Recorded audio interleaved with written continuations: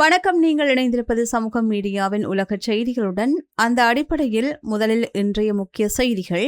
ஹாங்காவில் Ebola உயிரிழப்புகள் 1800 கடந்தன. சம்பளம் வழங்கப்படவில்லை என்று கூறி முன்னணி சுகாதார பணியாளர்கள் போராட்டத்தில் ஈடுபட்டதால் தொற்றை கட்டுப்படுத்தும் பணிகளில் புதிய நெருக்கடி. தென்கொரியாவில் கடும் வெப்பத்திற்கு 21 பேர் பலி. சியோலில் வெப்பநிலை 39 பாகை நெருங்க நிலையில் முழுமையான அவசர நடவடிக்கைகளுக்கு அதிபர் உத்தரவு. அமெரிக்காவின் ஸ்போகின் பகுதியில் காட்டுத்தீயால் சுமார் 67,000 பேர் வெளியேற்றம். 850க்கும் மேற்பட்ட கட்டடங்கள் அழிந்துள்ள நிலையில் மீண்டும் அதிகரிக்கும் வெப்பமும் காற்றும் புதிய அச்சுறுத்தலை ஏற்படுத்தியுள்ளது. வலுவடைந்து வருகின்ற எல்னினோ காலநிலை நிகழ்வால் விவசாய உற்பத்தி குறைந்து உணவுப் பொருட்களின் விலை உயரக்கூடும் என்ற எச்சரிக்கை. கடன் மற்றும் பணவீக்க நெருக்கடியை எதிர்கொள்ளும் வளரும் நாடுகளுக்கு இதனால் கூடுதல் பொருளாதார அழுத்தம் ஏற்படலாம் என்று அறிவிப்போம். இவைதான் இன்றைய முக்கிய செய்திகள். இனி விரிவான செய்திகளை பார்க்கலாம். வாங்க காணொலிக்குள் போகலாம். முதலில் காங்கோவில் எபோலா பரவல் தீவிரமடைவதை பற்றி பார்க்கின்ற போது, ஹாங்கோ ஜனநாயக குடியரசின் கிழக்கு பகுதியில் பரவி வருகின்ற எபோலா தொற்றால் ஏற்பட்டுள்ள உயிரிழப்புகளின் எண்ணிக்கை 1801 உயர்ந்துள்ளது. ஆகஸ்ட் 6ஆம் தேதி வெளியான சமீபத்திய தகவல்களின்படி 3973 உறுதிப்படுத்தப்பட்ட நோயாளர்கள் பதிவாகியுள்ளார்கள். இதன் அடிப்படையில் உயிரிழப்பு விகிதம் சுமார் 45% எட்டியுள்ளது.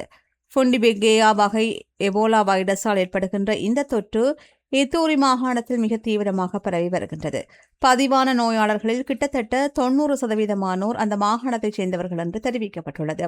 தொடர்பு தடமறிதல் நடவடிக்கைகளுள் அடையாளம் காணப்பட்டவர்களிடமிருந்தே பெருமளவான புதிய தொற்றுகள் உருவாகி வருவதாக சுகாதார அதிகாரிகள் கூறுகின்றார்கள். மோதல்கள், இடம்பெயர்வு, சுகாதார வசதிகள் பற்றாக்குறை மற்றும் மருத்துவ சேவைகள் மீதான அவநம்பிக்கை ஆகியவை நோயை கட்டுப்படுத்தும் நடவடிக்கைகளை பாதித்துள்ளன. இந்நிலையில் புனியா நகரில் பணியாற்றும் சில முன்னணி சுகாதார ஊழியர்கள் சம்பளம் மற்றும் கொடுப்பனவு வழங்கப்படவில்லை என்று கூறி பணி புறக்கணிப்பில் ஆர்ப்பாட்டத்தில் ஈடுபட்டுள்ளார்கள். இதனால் சில சுகாதார நிலையங்களின் பணிகள் பாதிக்கப்பட்டுள்ளதாக செய்திகள் தெரிவிக்கின்றன.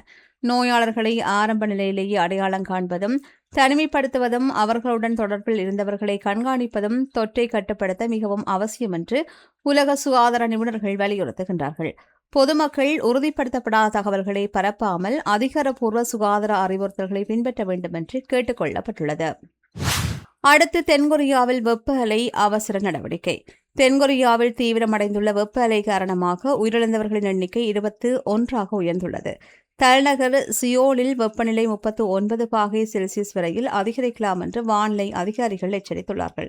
இதனையடுத்து வெப்பத்தின் தாக்கத்தை குறைப்பதற்கு தேவையான அனைத்து வளங்களையும் பயன்படுத்துமாறு அதிபர் லீ மியோங் அரசு அமைச்சுகளுக்கும் உள்ளூராட்சி நிர்வாகங்களுக்கும் உத்தரவிட்டுள்ளார்.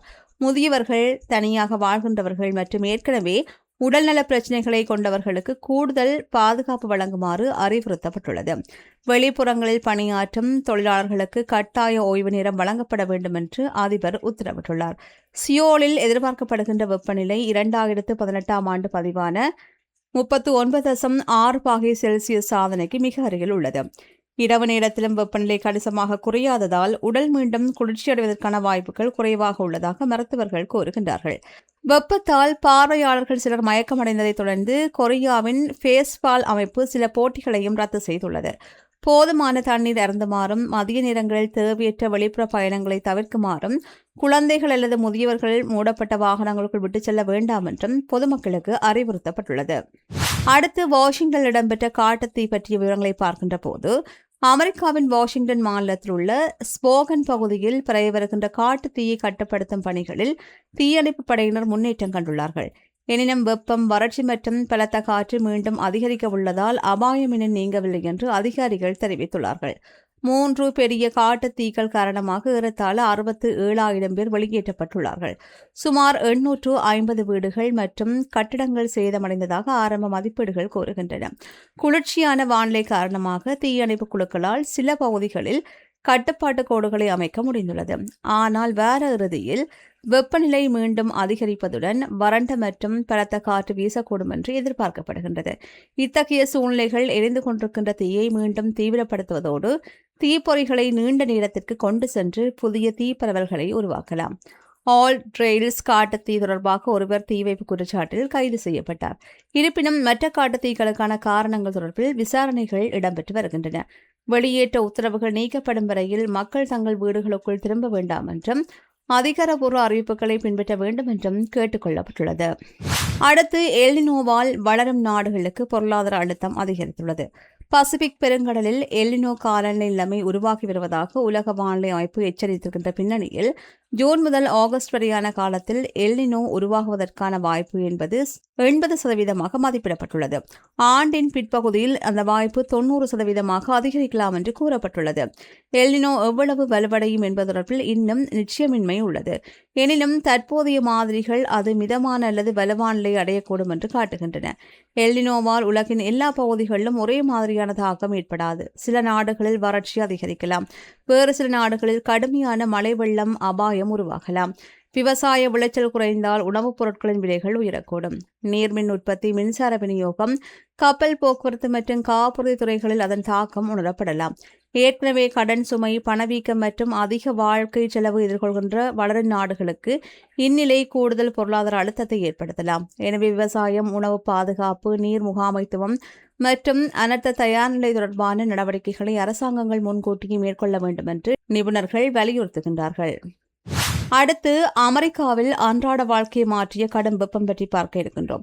கடும் வெப்பம் அமெரிக்க மக்களின் அன்றாட வாழ்க்கையில் முன்னைய ஆண்டுகளை விட அதிக தாக்கத்தை ஏற்படுத்துவதாக புதிய கருத்து கணிப்பு ஒன்று காட்டுகின்றது. அசோசியேட் பிரஸ் மற்றும் NORC பொது விவகார ஆய்வு மையம் இணைந்து நடத்திய கருத்து கணிப்பில் 1165 பெரியவர்கள் பங்கேற்றார்கள். பதிலளித்தவர்களில் சுமார் 10 பேர் கடும் வெப்பம் தங்களது மின்சார கட்டணங்களில் தாக்கத்தை ஏற்படுத்தியுள்ளதாக கூறியுள்ளார்கள்.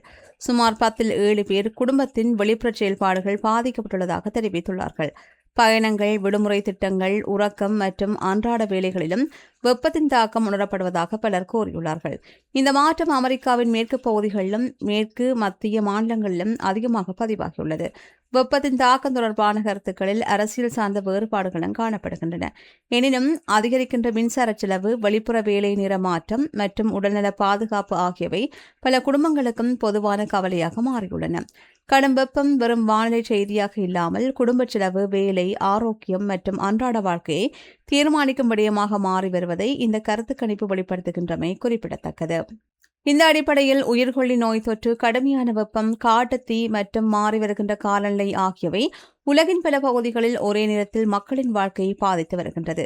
அதிகாரப்பூர்வ எச்சரிக்கைகளை பின்பற்றுவதும், தவறான தகவல்களை பரப்பாமல் இருப்பதும், முன்கூட்டியே தயாராக இருப்பதும் தற்போது மிக மிக அவசியமான ஒன்று.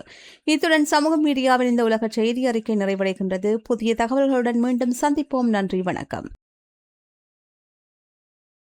இது போன்ற பல செய்திகளை தெரிந்து கொள்ள நம்முடைய சமூக மீடியா யூடியூப் சேனலை சப்ஸ்கிரைப் செய்து அருகில் உள்ள பெல் பட்டனை கிளிக் செய்யுங்கள். மேலும் செய்திகளை உடனுக்குடன் தெரிந்து கொள்ள சமூகமீடியா.com என்ற இணையதளத்தின் வாயிலாக எங்களுடன் இணைந்திருங்கள்.